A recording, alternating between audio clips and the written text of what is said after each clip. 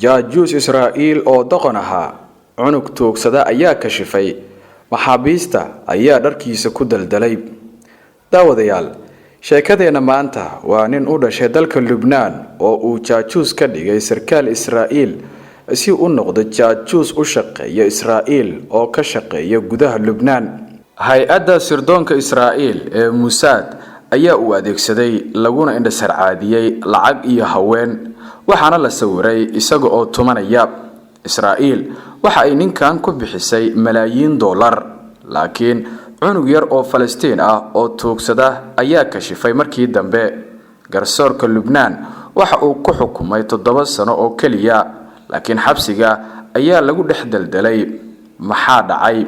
Naa'id Mustafa ayaa waxa lagu tiriyaa midkii ugu doqonsanaa jawaasiista Israa'iil ee ay ku beertay gudaha dalka Lubnaan. ninkan waxa uu ka shaqeyn jiray xadka labada dal u dhaxeeya isaga oo warqadaha u kala geyn jiray qoysaska oo waxa uu ahaa postman ama af Soomaaliga lagu yiraahdo boostaale. Naa'id Mustafa waxa uu dhashay 1942 isaga oo ku dhashay tuulo yar oo ku taala xadka Lubnaan iyo Falastiin.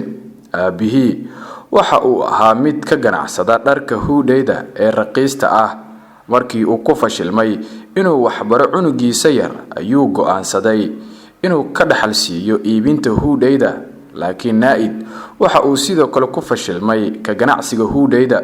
waxa uuna isku bedelay inuu ka shaqeeyo xafiiska boostada isaga oo noqday boostaale.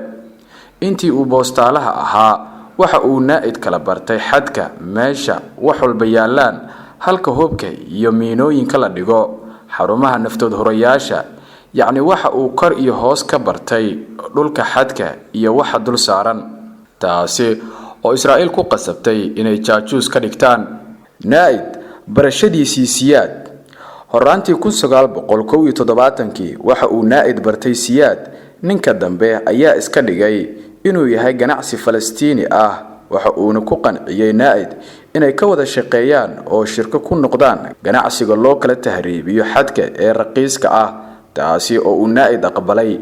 waxa uuna ka helay faa'iido badan, waliba waqti aad u kooban.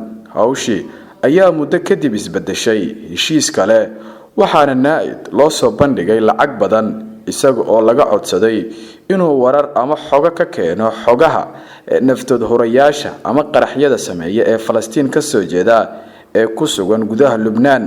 Naa'id midaana waa uu aqbalay. Naa'id oo tagay gudaha Israa'iil marka hore waxa Naa'id uu ku guuleystay inuu keeno xogaha la xiriira waxa ay haystaan naftood horayaasha Falastiiniga ah, habka ay u dagaalamaan iyo awoodooda. xogtaan waxa uu Naa'id ka helay koox Lubnaaniyiin ah oo ku biiray naftood horayaasha iyaga oo lacag ku raacaya balse aysan caqiido ka ahayn. kadib waxa Naa'id loo diray gudaha Israa'iil si uu halkaasi uga soo qaato tababar la xiriira jaajuusnimada. intii uu joogay gudaha Israa'iil ee uu tababarka ku jiray, Israa'iiliyiinta waxay Naa'id ku waaleen siin lacageed iyo haween, waliba si loo hubiyo inuu baari ama daacad u noqdo oo war uusan dib ka keenin. waxay hay-adda sirdoonka Israa'iil ee loo yaqaan Mossad ka qaadeen muuqaal fadeexad isaga oo tumanaya. markii uu Lubnaan dib ugu laabtana waxa uu si rasmi ah u bilaabay inuu jaajuus u noqdo Israa'iil. jaajuuska degdega ah. markii uu Naa'id ka soo laabtay safarkii Israa'iil waxa uu Naa'id aad ugu dhawaaday naftood horayaasha, waxa uuna bilaabay inuu wararkooda la socdo. 1972 waxa uu Naa'id tagay magaalada Suur si uu xog uga keeno naftood horayaasha.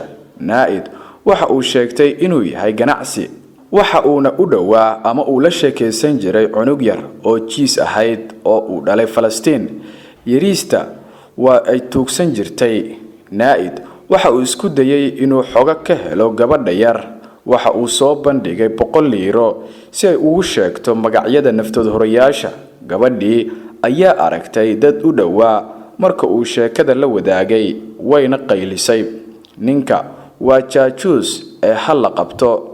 qabashada kadib Naa'id waxa uu qirtay wax walba, waliba daqiiqado gudahood waxaana loo dhiibay dawladda Lubnaan. maxkamadaynta naa'id garsoorka Lubnaan waxa uu naa'id ku dhaafay dil toogasho ah waxa uuna ku xukumay 7 sano oo xarig ah laakiin koox maxaabiis ah oo isku qol ku xirnaayeen naa'id ayaa maxkamad kale la saaray maxkamadii maxaabiista si cod buuxa ah waxa ay naa'id ku xukuntay in la daldalo laakiin xarig la'aan meesha ka jirtay waxa ay xarig qoorta uga sameeyeen dharkiisa waana ay ku daldaleen weligaa ma maqashay jaajuus naa'id ka doqonsan fariimihiina hoos inoogu reeba